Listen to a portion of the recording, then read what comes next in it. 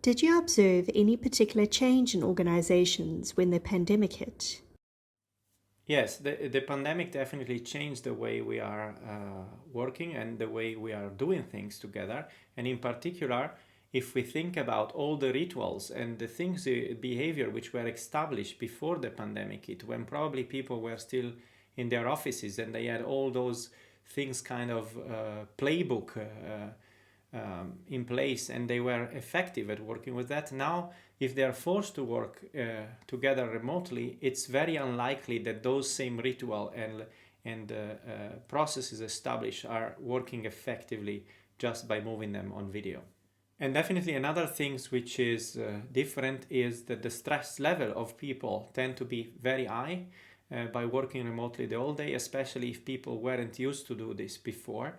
And the reason is that when you work remotely, you are always looking at the screen, you are moving less, so your body also has less chances to distress and to maybe reoxygenate or distract a little bit. But also think about the fact that working remotely for many of us has turned into a sequence of back-to-back meetings where you don't even have the time anymore between one meeting and the next to just have a walk out of a meeting room and meet some colleague in the corridor and just give your brain those few minutes to just disconnect from the topic and get back to a normal state. So that is definitely increasing the stress.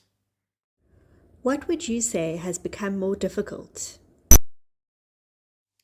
What is really difficult, I think, is the level of awareness in terms even of subconscious to understand the context switching. So when we used to work in physical within offices or even meeting client in different places, our subconscious was used to the switch of context and the environment around us, and also working on the relationship we had with specific client or employees or colleagues or whatever, and adapt our behavior and our attitude accordingly in a way that has been kind of worked out and refined over probably multiple months or years even. And this is something that it's very difficult to do when you work remotely, because we physically stay always in the same place. We're probably dressed always in the same way. We are looking at the same camera the whole day. We are looking at the same screen the whole day. So switching context when working remotely creates also a significant amount of stress, because we tend to think a lot more consciously rather than subconsciously about how should we behave, what is the right response for every input that we get, and this also increases the level of stress significantly. What can be done to increase effectiveness when working remotely? So in order to work more effectively remotely, I would say leaders in principle need to keep on doing what they've always been doing, which is focusing on creating an environment which enables their teams and their people to work more effectively together and to deliver customer value. And this in principle didn't change, but in practice it did, because we can't use all the techniques and the tools we necessarily used when we were working physically together within an office. We also lost the possibility to just walk around and observe what is going on.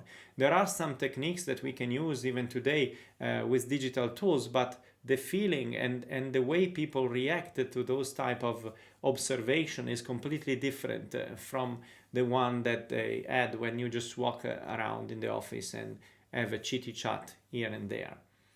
Ultimately, it boils down to the fact that we need to create higher level of autonomy. When people work remotely and they cannot physically collaborate with one another, they need to be in a position in which they can deliver value, they can be satisfied about the work they do without too much help. If the people need too much help to complete their work, they're ending up being frustrated, being alone, sitting in front of their screen and not finding really answers to their problem. And this is probably what creates that sense, that feeling of incompetence, that feeling of being inadequate, and increases definitely the level of stress. Why do you think some companies seem to have fared better during the pandemic?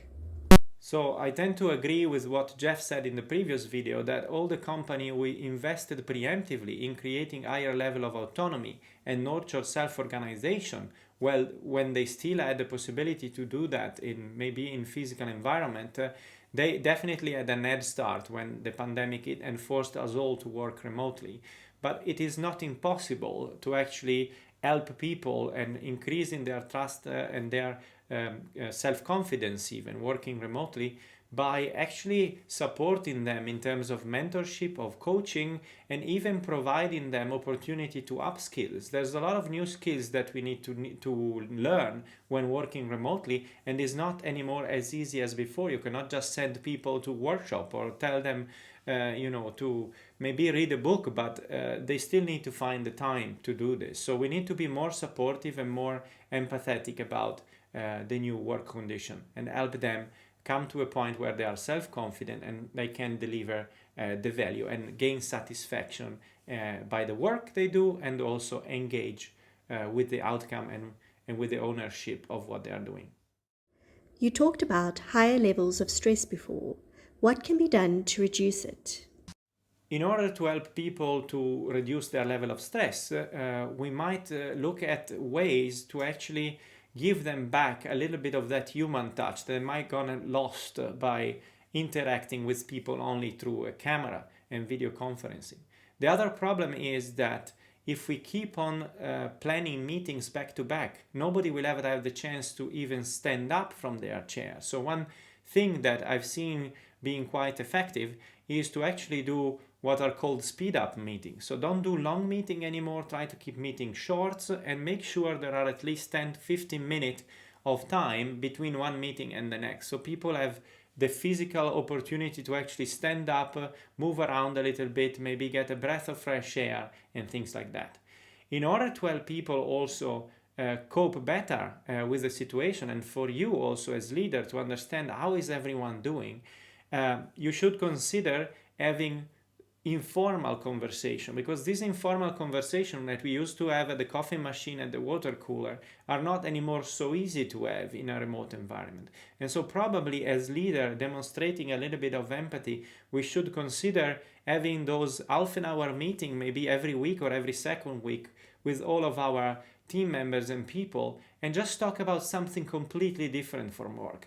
And just to give it a bit more of a spin, perhaps even take your mobile phone and go for a walk outside and have really a relaxing conversation with someone by being just in a different environment. Don't talk about work at all.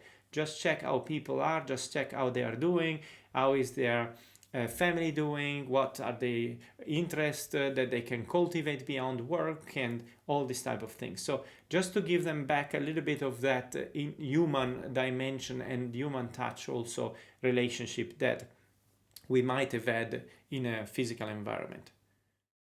What didn't change for leaders then?